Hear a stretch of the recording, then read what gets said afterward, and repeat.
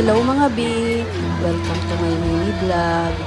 Ito nga pala ang night market dito sa Taiwan. Makikita nyo sobrang lawak ng lugar na to. At iba't ibang mga pagkain, ang tinda, mga laro, basta ang dami sobra. Tapos tingnan nyo naman ang tao. Sobrang dami rin. Kung gaano kalawak yung lugar, gano'n din kadami ang tao.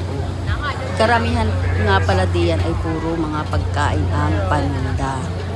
Yung mga mga specialty ng mga Taiwanese.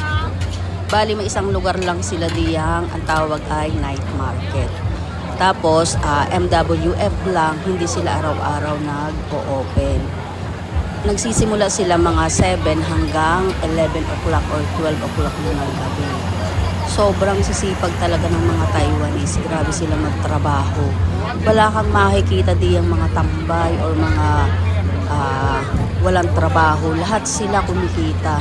Kaya naman napakaunlad ng bansang yan kahit napakaliit lang. Bale mga pumupunta nga pala diyan ay yung mga galing trabaho, yung mga bagong nilabas sa trabaho, dyan pumupunta para nga naman hindi na sila mag-isip ng kakainin. Diyan na lang sila pwedeng bumili. Mura pa, hindi siya ganun kamamahal ang mga pagkain diyan. Lahat ng hinahanap ninyo ay naandyan sa night market na mga kinikrave ninyo.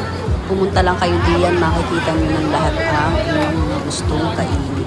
Isang beses nga lang pala kami pumunta diyan at makikita para ma-experience lang ba namin before kami pumunta ng Pilipinas. Nag-try lang kami at nakita namin kung gaano kadaming tao ang pumupunta diyan kapag open ang night market. Kaya hindi mahirap ang buhay diyan basta masipag ka lang at madiskarte. Okay na ang buhay mo diyan, kaya mo na. Hindi siya yung mahirap ba na kagaya dito sa atin. Palibasa na andyan lahat ng mga makikita kahit maliit lang silang bansa ay magandang pamamalakad.